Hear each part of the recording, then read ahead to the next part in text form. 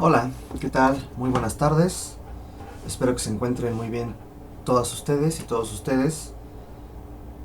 Vamos a iniciar una semana más de clases. eh, y lo que vamos a ver el día de hoy es una continuación sobre la temática que se inició la clase anterior, que se refiere a la habitabilidad como condición cualitativa existencial del desarrollo humano.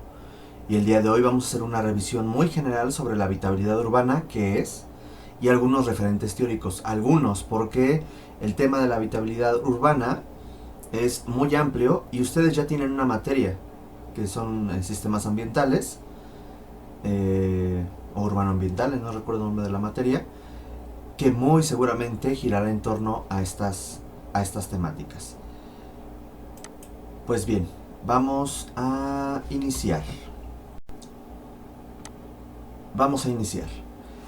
La clase anterior habíamos platicado ya esta frase de la arquitecta Mónica Arzós Canalizo, en donde nos dice que la ciudad o el barrio, de igual manera que la casa, por ejemplo, deben de ser proyectadas para ofrecer espacios habitables, donde el humano pueda desarrollarse social e individualmente. El arquitecto debe saber elegir, pero sobre todo prescindir, pues en ocasiones menos es más al hablar de espacios habitables. El espacio habitable no solo debe permanecer dentro de la vivienda, sino debe replicarse creando espacios privados y urbanos para que el ser humano los habite y se apropie de ellos, que los convierta suyos y pueda desenvolverse en plenitud. Es algo importante porque esta concepción del espacio se ha ido transformando a lo largo del tiempo. No podemos hablar de espacios públicos, eh, quizás con la idea de lo que hoy lo entendemos en el pasado.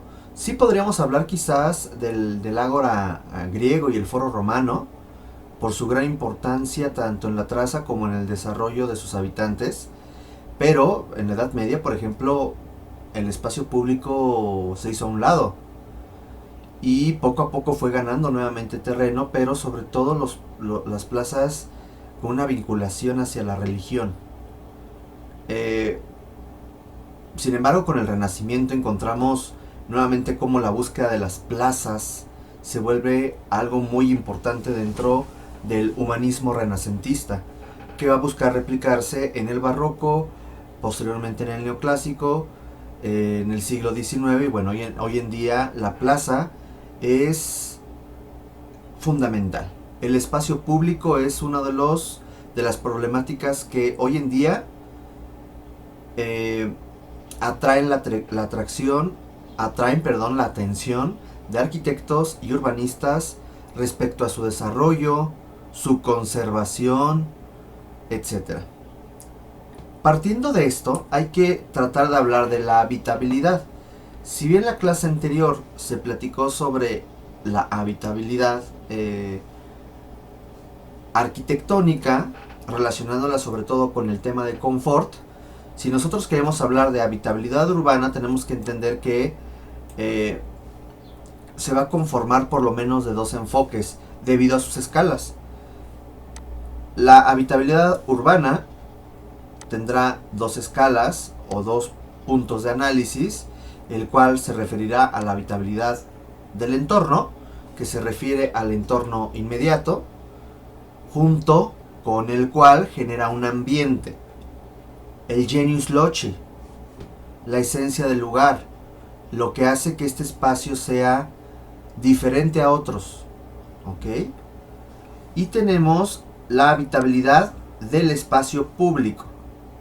El espacio público entendiéndose principalmente como las plazas, pero también los otros espacios como banquetas, calles, andadores, etcétera, etcétera, etcétera.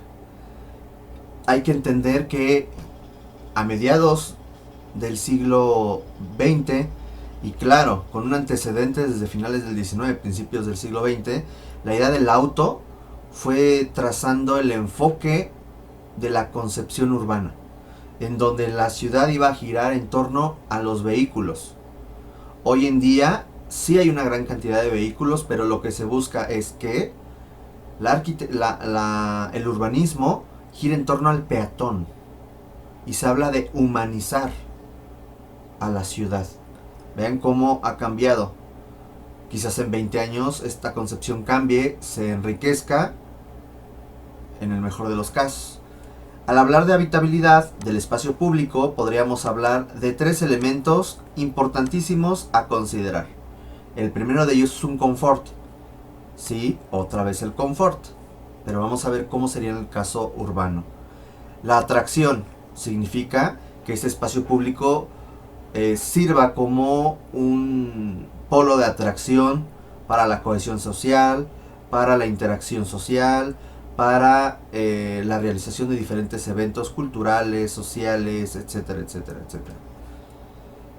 Y la morfología, que si ustedes recordarán el semestre anterior o en primer semestre, se refiere mucho a la relación y la articulación de los elementos formales, la figura y el mismo carácter.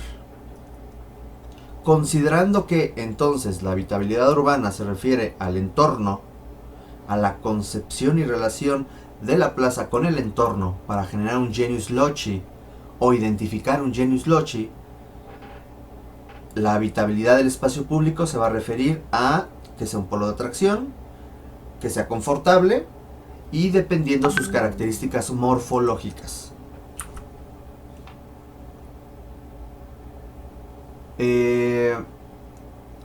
Es importante señalar, recordar lo que habíamos visto el semestre, la clase anterior, sobre nuevamente las condiciones de confort.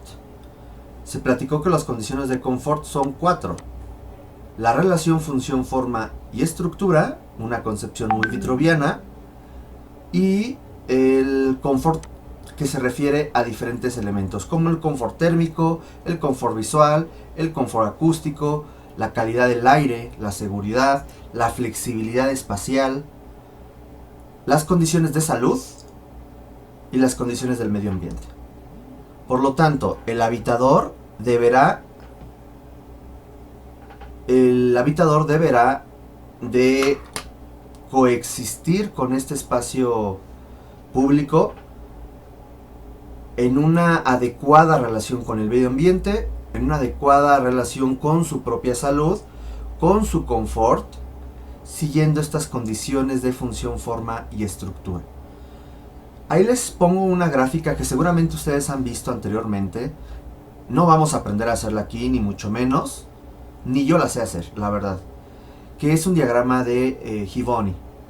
Y este diagrama es una relación entre la temperatura y la calidad del aire, en donde se comienza a identificar, a partir de la relación de esta humedad relativa y la temperatura, cuál sería la mejor zona de temperatura y humedad para el confort térmico. En este caso, por ejemplo, lo que es gris es lo que se considera el confort térmico adecuado, sin tener que usar tecnología pasiva, sin tener que usar aire acondicionado, sin tener que usar qué sé yo, para que nuestro habitante se encuentre en un estado confortable. Si hay mayor temperatura, si hay menor temperatura, ya se empiezan a usar elementos de tecnología, elementos de diseño bioclimático muy específicos, porque salen de esta zona de confort. Bien, continuamos. Aquí hay unos esquemas. La clase anterior les había mostrado un diagrama muy general sobre un libro llamado El Vitruvio Ecológico, donde se hablaba de ciertos diseños bioclimáticos para una vivienda. No se profundizó en ello porque en el caso de proyectos más adelante se verá ese tema, y no es pertinente en el caso de teoría porque, insisto, hay otras materias en donde lo podrán desarrollar de mejor forma. Estas imágenes lo que buscan es cambiar un poco este chip, en donde también es posible buscar un confort en una escala urbana, considerando lo siguiente. Me hago más para acá. Ahí está. Considerando, acuérdense, hay que 4 cosas. La idea del ambiente, que es esta relación con un genius loci, la idea de generar un polo de atracción, la idea de tener un polo, es que aquí hay alguien que me está escribe y nada más me saca de onda. Tener el confort adecuado y sobre todo este punto que se había mencionado, morfología, el diseño, la composición. Aquí podemos ver en estos dos diagramas justamente eso, el cómo están dividiendo en áreas el espacio público para un tráfico vehicular, unas bandas o áreas de protección, la zona de acción donde se lleva la principal actividad de la plaza o del espacio público, y una banda flexible para diferentes actividades. ¿Ok? ¿Cómo podemos nosotros, a partir de este elemento compositivo, evitar que el ruido que se genera aquí por los autos, por la gente, afecte la actividad que se está llevando aquí? Acuérdense de la ciudadela de Teotihuacán. Cómo de pronto pasa algo similar con este punto entre la ciudadela y la calzada de los muertos en Micaotli. Cómo de pronto el bullicio del Micaotli ya no se escucha en la ciudadela. El mismo diseño y la ubicación de los árboles, el generar barreras verdes para romper los vientos, para controlar la contaminación que generen los autos.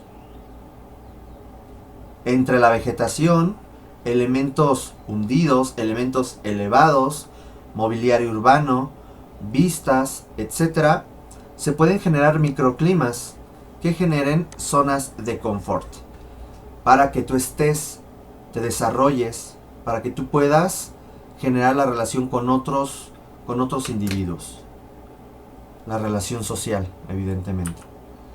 Aquí quiero que veamos esta comparación entre la habitabilidad actual y la habitabilidad que se está buscando a corto plazo. Hay que entender que la habitabilidad actual se expresa sobre condiciones materiales y se busca que ahora se enuncie desde las personas y sus necesidades, no sobre los materiales. Actualmente la habitabilidad se busca identificar con un limitado abanico de modelos de vivienda. Tache.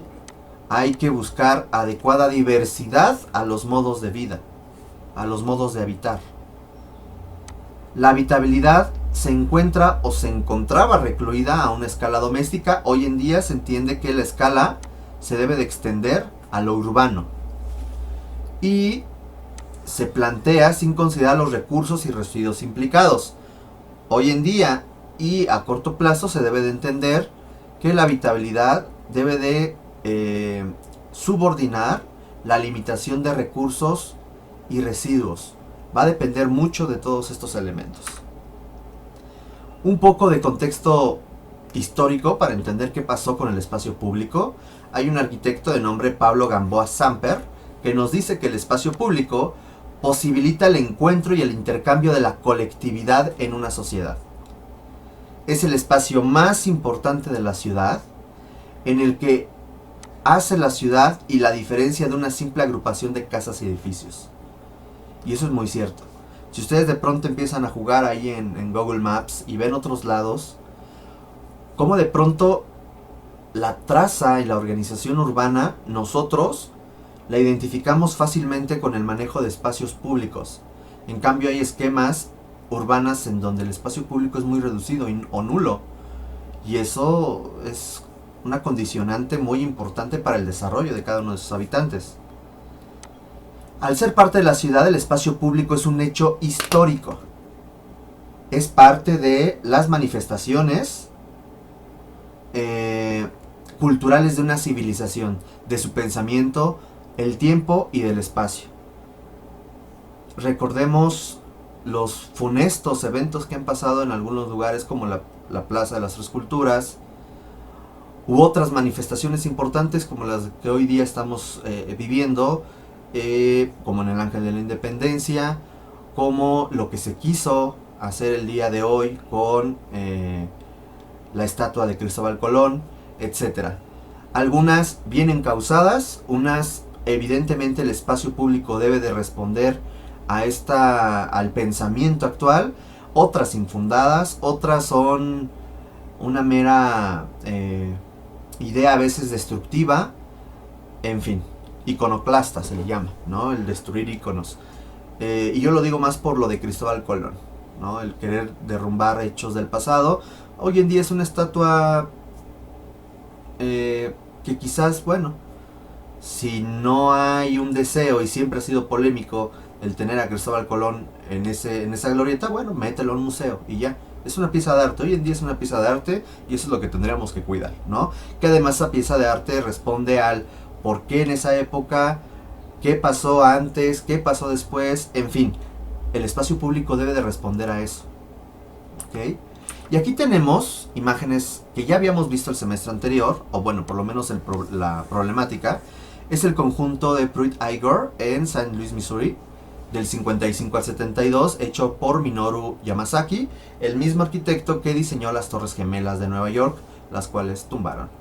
Podemos ver que es un conjunto que nos recuerda mucho a Nonualco Tlatelolco y a todos estos grandes conjuntos muy del movimiento moderno, que el gran problema, y aquí podemos ver, vean el gran contraste que existía, que además encontramos un contexto racista, ya que en ese entonces, y hoy en día también, existía un gran problema entre blancos y la gente de piel oscura, ¿no? Que nosotros los mexicanos decimos negros, pero no en un aspecto despectivo, ¿no?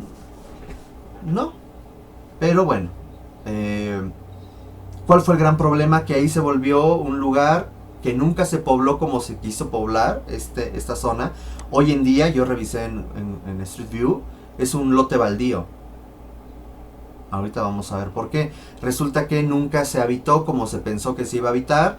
Se volvió un enclave de drogadicción, de prostitución, de inseguridad. ¿Y qué es lo que hizo el gobierno? Vean, ¿qué es lo que hizo el gobierno? Pues, al momento de que nunca funcionó este conjunto, lo derrumbó. Lo derrumbó en 1972 y se conoce como el año de defunción del movimiento moderno. El movimiento moderno acaba aquí, porque se entendió que el movimiento moderno no podía siempre replicar estos elementos, porque se tenía que entender la cultura, las necesidades de las personas. El internacional, el estilo internacional, international style, que fue una de las tendencias del movimiento moderno, no funcionaba más. Por lo tanto, se derrumbó. Pobre del arquitecto, ¿no? A todo le derrumban a él. ¿Qué es lo que estamos buscando hoy en día? Aquí hay una imagen de la Plaza de la Santa Veracruz, que seguramente ustedes escucharon porque la iglesia se incendió. La que se encuentra ya es San Juan de Dios, el Museo Franz Mayer, que era su antiguo edificio conventual. Todo eso era un edificio religioso de salud. Y en la parte de atrás del fotógrafo se encuentra la iglesia de la Santa Veracruz, la cual, debido al incendio, bueno, todo esto está cerrado y el espacio el día de hoy no se puede usar como se usaba antes. Lo interesante es que el día de hoy, bueno, no el día de hoy, en esta época me refiero, los sábados se hace, por ejemplo, algo que se llama la cháchara, en donde se hace una especie de intercambio de libros y eso reactivó el espacio, porque el espacio estaba perdido entre indigentes, entre basura, entre el olvido, y eso generaba un foco de inseguridad. Aquí lo interesante es que a partir de esta dinámica cultural, económica, se fue rescatando poco a poco el espacio en beneficio de las iglesias, en beneficio del Franz Mayer, en beneficio del otro edificio que creo que es algo de la estampa, o no recuerdo bien el uso del edificio, es un museo. Y esto es algo muy importante, como recordando esto de la acupuntura, como con acciones específicas que a lo mejor no implican un gran desarrollo arquitectónico, puedo yo solucionar o buscar alternativas de reactivación.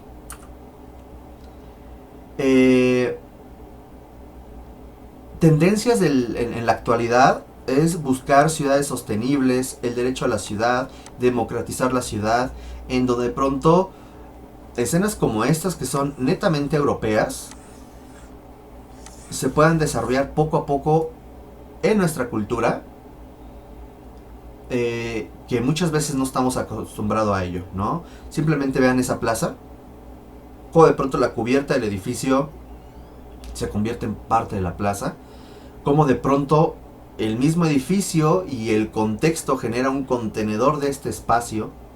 Es una idea muy padre. De pronto la idea de la vegetación, no recuerdo de dónde eran esos edificios, mi error fue no haberles puesto pie de imagen, no lo hagan, porque pasa esto, se les olvida.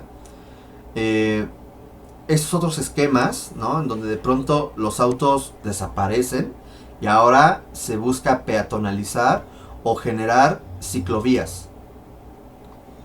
El transporte público más eficiente, en el caso de los tranvías, que no sé por qué se quitaron de la Ciudad de México, y a lo mejor sí lo entiendo, ¿no? Ciudad de México. Seguramente el día de hoy tendríamos todavía tranvías de los 60s, así seríamos. Si de por sí los trolebuses, recién porque los cambiaron, pero los trolebuses, pues creo que nadie los usa. Eso es importante. ¿Cómo nosotros podemos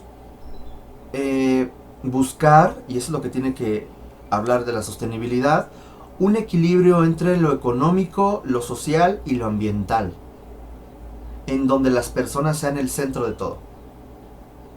¿Cómo hacerlo? No nada más es copiar estos modelos y pasarlos a Latinoamérica. Hay que entender que Latinoamérica es un mosaico de diversidad cultural, social, económica, política, y que no se va a responder de la misma forma. O se roban las bicicletas, o se roban los fantasmitas que ponen en los pisos, o se roban el cobre de las instalaciones, o comienzan a grafitear, en fin. Entonces, no es porque nosotros vayamos a querer enseñarle a la gente a vivir, no, para nada, eso sería el peor error. Mejor dicho, nuestras propuestas tendrían que ajustarse y ser lo suficientemente flexibles para las diferentes manifestaciones sociales, políticas, culturales, económicas, etc. Eso es algo indispensable.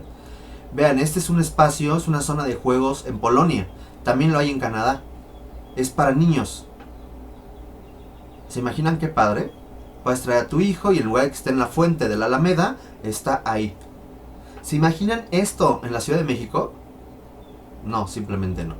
Habría seguramente un indigente a la mitad ahí acostado o haciendo algo extraño, ¿no? O ya no habría agua. De entrada ya no habría agua. Ya se habrían robado, qué sé yo, para el fierro viejo. Si se roban estatuas y florones de Reforma, que no vaya a pasar con esto, ¿no? La plaza de Omotesando, en Tokio. Es bien interesante porque un espacio que parecía residual, un espacio muerto, de pronto como yo genero este tipo de diseños, morfología, para que la gente pueda estar aquí de forma confortable,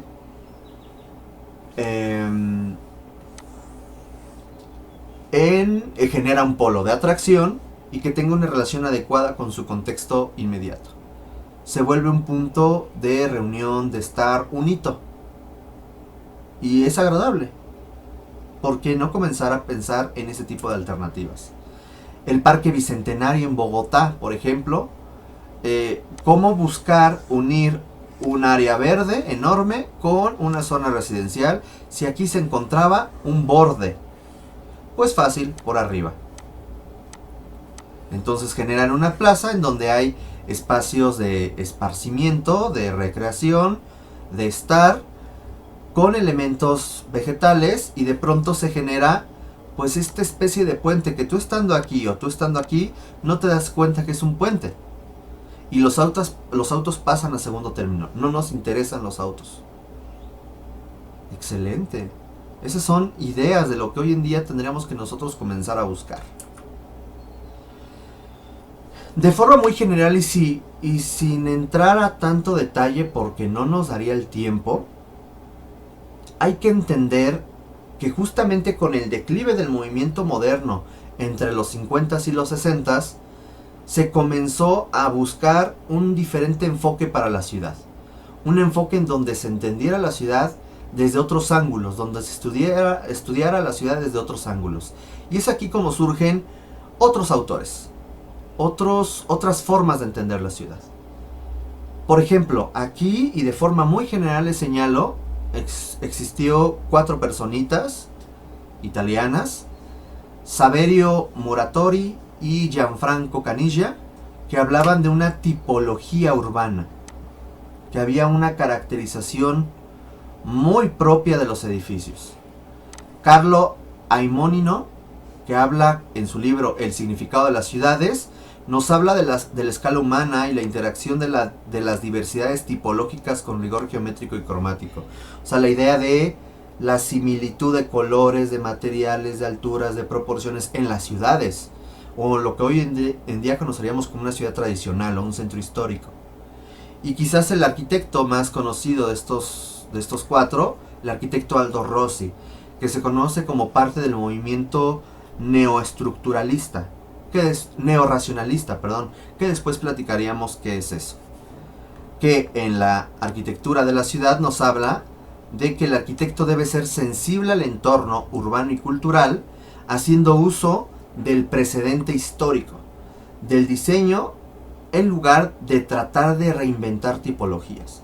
Nos dice, es más fácil nosotros integrarnos a una preexistencia que buscar inventar algo y que además rompa con esta preexistencia y este entorno.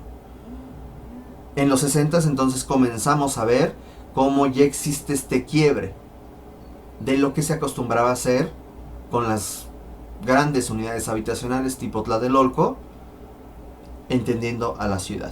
Hasta aquí la primera parte y en breve iniciamos con la segunda.